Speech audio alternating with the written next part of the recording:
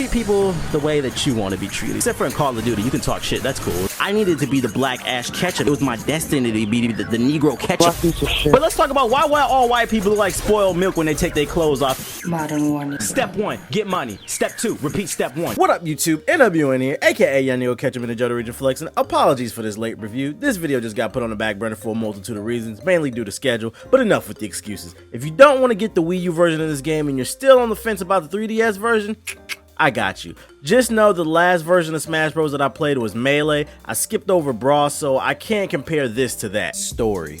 Who reading a book? You thought this had a story? Yo bad. Gameplay.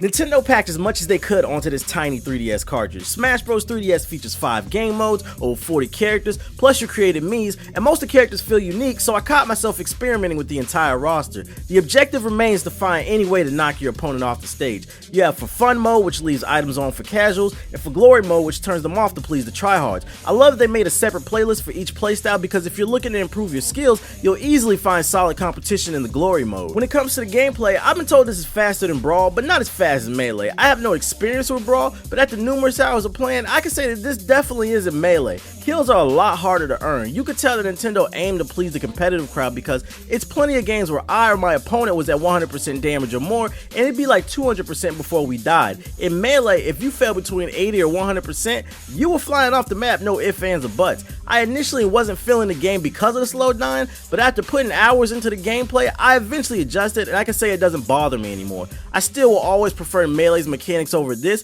but for what it is, I still had fun. If anything, it forces you to learn all your character's strengths and weaknesses, which I can't be mad at because it made me a better player, and it creates a skill gap. If you want to play solo, stick to the classic mode or just exhibition battles to unlock characters. The new Smash Run mode that's exclusive to the 3DS is completely pointless. I found myself avoiding that every chance that I could because it just doesn't do anything for me. The online in this game though, it's a hit or miss unfortunately. In order to have fun, I'd highly recommend you play 1v1s online. Not only will it make you a better player, but it will also provide a smoother experience. The online is peer-to-peer, and if someone has a bad connection, then it will lag out the ass. That means if you play group battles online, you have a 3/4 chance of lagging, and it's hard to pinpoint who's causing it versus if you have a 1v1, and if that person lags, you know it's them because your connection is on point. So you can just find another lobby, and setting up matches with friends is a breeze overall, but I'd say online, I give it a C+.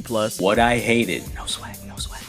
The controls for the most part are solid, but the analog stick on the 3DS is just unsuitable for serious play. I lost count of how many times I died because I pressed up on the thumbstick and it did something totally different. It's unreliable, but fortunately the accuracy of the GameCube's controller on the Wii U version should fix that. Like I stated earlier, the online can be terribly laggy, but my biggest problem with this game is the items. In the original Smash Bros. And Smash Bros. Melee, the items are what added to the fun. In the 3DS version, it's what ruins it. It seems like at least 3/4 of the items in this game will kill you in one hit. I highly advise everyone play with the items off because it's just way too many one-hitter quitters to leave any fun to be had. I fucking hate the items in this game. Final verdict.